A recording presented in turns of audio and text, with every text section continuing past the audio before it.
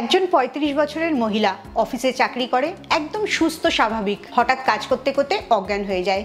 সাথে সাথে তাকে ডাক্তারের কাছে নিয়ে যাওয়া হয়। ডাক্তার কিছু টেস্ট দেয় এবং তখনই ব্লাড প্রেশারটাও টেস্ট করে, দেখে ব্লাড প্রেশার অনেক বেশি আছে। আর টেস্টের পর কিছুদিন পরে রিপোর্ট আসে তার লিভারে অল্প ফ্যাট জমতে শুরু করেছে, ফ্যাটি লিভার গ্রেড 1 এবং ক্রনিক একটা ফ্যাটিগ আছে। ডাক্তার সব রিপোর্ট দেখে বলে আপনাকে লাইফস্টাইলটা ঠিক করতে হবে। অথচ এই লাইফস্টাইল কথাটা ভীষণ নতুন, সে বুঝতেই পারছে না লাইফস্টাইল সে কিভাবে ঠিক করবে। সে তো মদও খায় না, সিগারেটও খায় না, অনেক রাত অবধি পার্টিও করে না, তাহলে সে তো ভালোই লাইফস্টাইলে আছে।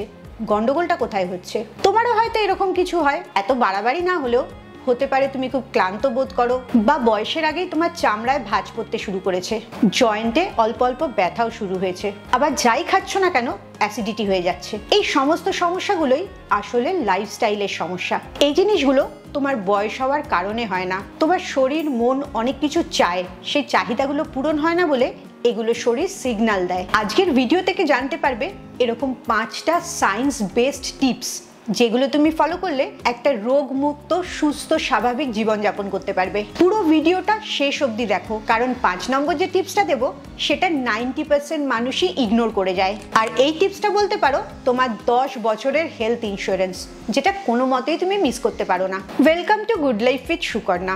আমি লাইফস্টাইল কারেকশন কোচ। আমার গাইডেন্সে তুমি যদি তোমার জীবনটা পরিবর্তন করতে চাও, আমার 2 ঘন্টার অনলাইন সেশন জয়েন করো। সেশন জয়েন করার জন্যে নিচের নাম্বারে LCW এই কথাটা লিখে হোয়াটসঅ্যাপ করো। প্রথম একটা কথা জেনে নাও, আমাদের সারা জীবনে যত অসুখ করে তার মধ্যে জেনেটিক অসুখের সম্ভাবনা খুব কম থাকে, বেশিরভাগই এপিজেনেটিক অসুখ হয়, যেগুলো মূলত আমাদের জীবনযাপনটা ঠিক থাকে না বলে হয়। তাই এই অসুখগুলো আমরা যখন জীবনযাপন ঠিক করতে শুরু করি খুব সহজেই সেরে যায়।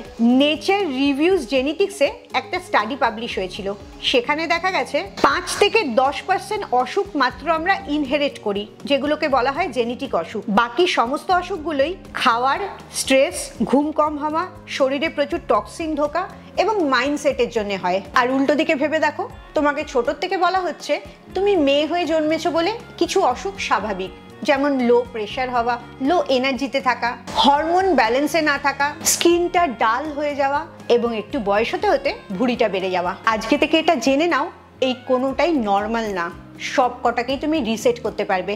আর কি করে এইটা রিসেট করবে সেটাই এখন আমি বলবো। ফার্স্ট টিপ নাম্বার 1, সকালবেলা উঠে একটা লিভার ডিটক্স ড্রিঙ্ক খাবে। তোমার লিভারটা নিজে নিজেই শরীরের টক্সিনগুলো ডিটক্স করে, কিন্তু সমস্যাটা হয় সকালবেলা 9টা বাজার আগেই তুমি শরীরকে অনেক বেশি টক্সিন দিয়ে দাও। চা, কফি, স্ট্রেস, চিনি, এই সমস্ত জিনিসগুলো তুমি তোমার শরীরে ঢুকিয়ে দাও।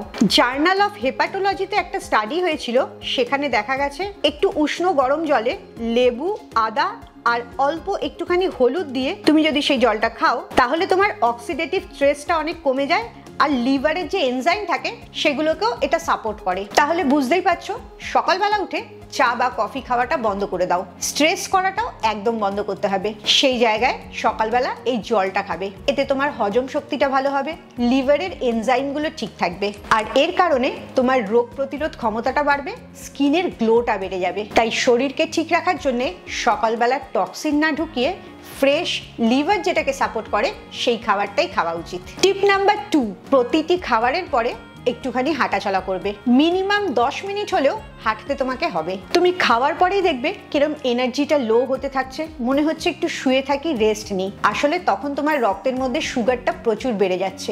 এর সাথে সাথে তুমি যদি বসে থাকো তোমার হজমটাও ঠিক করে হবে না, তাই খাওয়ার পর 5-10 মিনিট বসে থাকবে, তারপরেই একটু হাঁটাচলা করবে। ডায়াবেটিস কেয়ার থেকে একটা স্টাডি পাবলিশ হয়েছিল, সেখানে দেখা গেছে যারা খাওয়ার পরে মিনিমাম 10 মিনিটও হাঁটে তাদের 22% অবধি কম সুগার স্পাইক হয়েছে।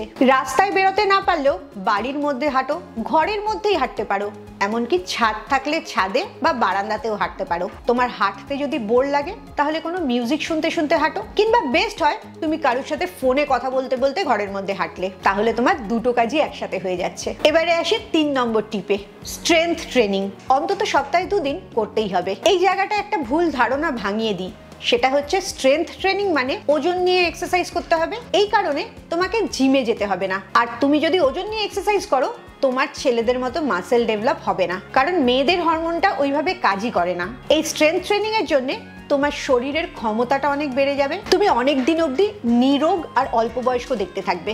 হার্ভার্ড মেডিকেল স্কুলে একটা রিসার্চ স্টাডিতে দেখা গেছে মাসেল মাসটা ডাইরেক্টলি তোমার টাইপ 2 ব্লাড সুগার, ওবেসিটি, এমনকি ব্রেস্ট ক্যান্সারকেও কম করে। তাহলে বুঝতেই পারছো এক্সারসাইজটা তোমাকে কতভাবে রক্ষা করছে। তুমি কি চাও যখন তোমার 50 বছরের বেশি বয়স হতে থাকবে তখন লোকের সাহায্য নিয়ে তুমি হাঁটাচলা করবে, সিঁড়িটার পাশের রেলিংটা ধরে ধরে নামবে বা উঠবে, নাকি চাও একদম ইয়াং লোকদের মতো এমনকি কোনো জিনিসের সাপোর্ট ছাড়াই তুমি হাঁটাচলা করবে? তার জন্যে তোমাকে বহুদিন আগের থেকে নিজের খেয়াল রাখতে হবে। জাস্ট 20 মিনিট করে সপ্তাহে 2 দিন স্ট্রেংথ ট্রেনিং করবে। কোনো জিমে যেতে হবে না, কোনো ডাম্বেলেরও দরকার নেই।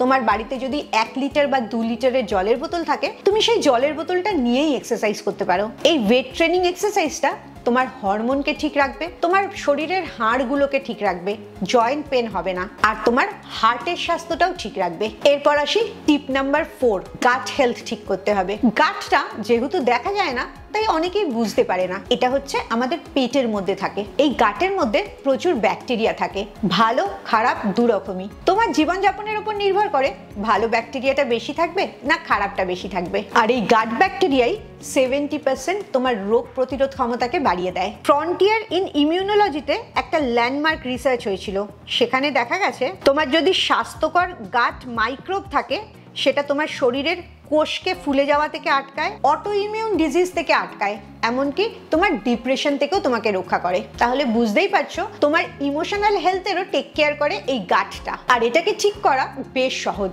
তার একটা সহজ উপায় হচ্ছে আগের দিন রাত্রিবেলা 1 চামচ ভাত আর 1 চামচ সাদা দই মাখিয়ে রেখে দেবে, পরের দিন সকালে ওটা খাবে। এই ফার্মেন্টেড রাইস আর দইটাতে অনেক ভালো প্রোবায়োটিক তৈরি হয় যেটা তোমার গাট ব্যাকটেরিয়াকে সুস্থ রাখে। এছাড়াও বেশি ফাইবার আছে এরকম খাবার খাবে, রসুন পেঁয়াজ এগুলো বেশি করে খাবে, এতেও তোমার গাট ব্যাকটেরিয়াগুলো ভালো থাকে। তোমার ইমোশনটা যদি খারাপ থাকে তাহলেও দেখবে আসলে তোমার গাটটা খারাপ আছে।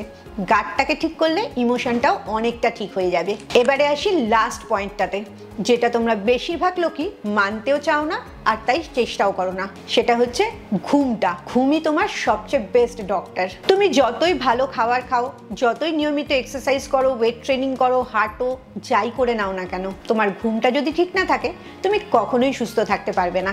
আর ঘুম কম হওয়ার কারণে যত দিন যায় তত নার্ভের সমস্যা শুরু হয় আর ব্রেনের সমস্যা শুরু হয়। ল্যান্সেটে একটা স্টাডি হয়েছিল, সেখানে দেখা গেছে যে অ্যাডাল্ট মানুষরা 6 ঘন্টার কম ঘুমাচ্ছে তাদের 30% রিস্ক বেড়ে যাচ্ছে কার্ডিওভাস্কুলার ডিজিজে। তার মানে তোমার হার্ট রিলেটেড সমস্যারও একটা বড় কারণ হচ্ছে ঘুম কম হওয়া। ঘুম ঠিক করার জন্য আমার অনেকগুলো ভিডিও আছে, নাইট রুটিনেরও একটা ভিডিও আছে, অবশ্যই এই ভিডিওটা শেষ করে সেই ভিডিওগুলো দেখবে। তাছাড়াও কয়েকটা ছোটখাটো জিনিস মেনটেন করবে, যেমন ঘুমাবার 1 ঘন্টা আগে যে কোনো মোবাইল, ল্যাপটপ, টিভি এগুলো দেখা বন্ধ করে দেবে। চেষ্টা করবে রোজই একই টাইমে ঘুমাতে আর একই টাইমে ঘুম থেকে উঠতে, আর এই টাইমটা যেন 7 থেকে 8 ঘন্টা হয়। ঘুমাবার আগে কোনো হার্বাল টি বা ক্যামোমাইল টিও খেতে পারো, যাতে তোমার নার্ভগুলো অনেক রিল্যাক্সড হবে, ঘুমের কোয়ালিটিটাও অনেক ভালো হবে। এটা মনে রাখবে তুমি ক্লান্ত হয়ে যাচ্ছ বলে ঘুমাচ্ছ না, তুমি যখন ঘুমাচ্ছ তখন তোমার সারা শরীরটা, মনটা, প্রতিটি কোষ রিপেয়ার হচ্ছে, আবার একটা নতুন মানুষ তোমাকে তৈরি করছে। তাই ক্লান্ত হয়ে গেছি, সারাদিন খেটেছি তাই রাত্রে ঘুমাচ্ছি, এটা ভেবে ঘুমাতে যাবে না। ঘুমাতে যাবে আবার তুমি নতুন একটা মানুষ হয়ে ফিরে আসবে তার জন্য। এবারে একটা ভীষণ বড় সিক্রেট বলি, সেটার দিকে কেউ ফোকাস করে না, সেটা হচ্ছে তোমার মানসিক স্বাস্থ্যটা, যেটা আসলে রোগকে তোমার শরীরে ঢুকতে দেয় না। তুমি তোমার চিন্তাতে, মনে যে ধরনের জিনিস ক্যারি করে বেড়াচ্ছ সেটাই তোমার শরীরে ফুটে উঠছে। সেটা ওজন বেশিও হতে পারে বা ভুঁড়ি বেশিও হতে পারে, এমনকি নানা রকম লাইফস্টাইল ডিজিজও হতে পারে, যেমন ইউরিক অ্যাসিড বেড়ে যাওয়া, থাইরয়েড হয়ে যাওয়া, high blood pressure, blood sugar, cholesterol, triglyceride, যে কোনো অসুখই হতে পারে। তুমি যে তোমার মনের মধ্যে অনেক দুঃখকে বয়ে নিয়ে চলেছো, অনেক রাগ যেগুলো এক্সপ্রেস করতে পারছো না সেগুলো বয়ে নিয়ে চলেছো, অনেক অসমাপ্ত সম্পর্ক বয়ে নিয়ে চলেছো, এই সমস্ত জিনিসগুলোই তোমাকে অসুস্থ করে দিচ্ছে। তোমার পিসিওডি, থাইরয়েড, সিস্ট, ফাইব্রয়েড এই সমস্ত জিনিসগুলোর আকারে তোমার শরীর থেকে বার হচ্ছে। সাইকো নিউরো এন্ডোক্রিনোলজিতে একটা স্টাডি হয়েছিল যেখানে কনফার্ম করেছে ইমোশনালি যদি তুমি কোনো ট্রিগারিং জিনিসকে সাপ্রেস করো তাহলে তোমার ক্রনিক ইলনেস হয়। তাই নেক্সট টাইম থেকে যখনই তোমার মন খারাপ হবে, রাগ হবে বা কোনো খারাপ লাগার পুরনো স্মৃতি মনে পড়ে যাবে, তখন সেটাকে ইগনোর করো না। মোবাইল স্ক্রিনে অন্য রিল বা ভিডিও দেখতে শুরু করো না। কিছুটা সময় নিজের সাথে কাটাও, নিজের সাথে কথা বলো। যে প্রবলেমগুলো তুমি মেটাওনি সেগুলো মিটিয়ে নাও। তুমি কারোর সাথে কথা বলতে চাইছো, কারোর কথা শুনতে চাইছো, কোথাও যেতে চাইছো, এই সমস্ত জিনিসগুলোই নিজের সাথে আগে আলোচনা করো। শরীর যেরকম তার চাহিদা মেটাবার জন্য খাবার দেয়, মনেরও সেরকম চাহিদা মেটাবার জন্য অনেক ভালো জিনিসের দরকার হয়। মনকে সেগুলো না দিলে তখন শরীরটাও খারাপ হতে থাকে। তাই সুস্থ থাকার জন্য 5টা জিনিস কি করবে আবার একবার শুনে নাও। সকালটা ডিটক্স ড্রিঙ্ক দিয়ে শুরু করবে, চা বা কফি খাবে না। তারপরে প্রতিটি খাবারের পর অন্তত 10 মিনিট করে হাঁটবে। নেক্সট, সপ্তাহে 2 দিন স্ট্রেংথ ট্রেনিং করবে। 4 নম্বর যেটা করবে, তোমার গাট ব্যাকটেরিয়াগুলোকে সুস্থ রাখবে, ভালো প্রোবায়োটিক দেবে। আর 5 নম্বর মেন যেটা করবে সেটা হচ্ছে নিজের ঘুমটাকে ঠিক করবে। একটা সঠিক ঘুমের রুটিন সেট করবে। তুমি রোগ হয়ে যাবে এই ভয়তে বেঁচে থাকার জন্য জন্মাওনি। তুমি একটা সুস্থ, স্বাভাবিক, আনন্দপূর্ণ জীবনের জন্য জন্মেছো। তাই আজকে থেকেই প্রথম স্টেপসগুলো নিতে শুরু করো। এক্ষুনি আমাকে কমেন্টসে লিখে জানাও এই 5টার মধ্যে কালকেই তুমি কোনটা শুরু করছো এবং 5টাই কতদিনের মধ্যে শুরু করবে। তোমরা অনেকেই বুঝতে পারো না রাত্রিবেলা কি খাবে। সকালে বা দুপুরে তো ঠিকঠাক করেই ফেলো, বিকেলের পর থেকেই খাবারে গন্ডগোলটা শুরু হয়। কোনো চিন্তা করো না, আমার নেক্সট ভিডিওটার জন্য অপেক্ষা করো। নেক্সট ভিডিওতে আমি বলবো 7টা রাত্রের ডিনার অপশন, যেগুলো খেলে তুমি সুস্থ থাকতে পারবে, ওজনটাও কমবে এবং পেটের চর্বিটাও কমবে। খুব ভালো থাকো, মানসিক আর শারীরিকভাবে একদম সুস্থ থাকো। আবার পরের ভিডিওতে তোমাদের সাথে দেখা হচ্ছে।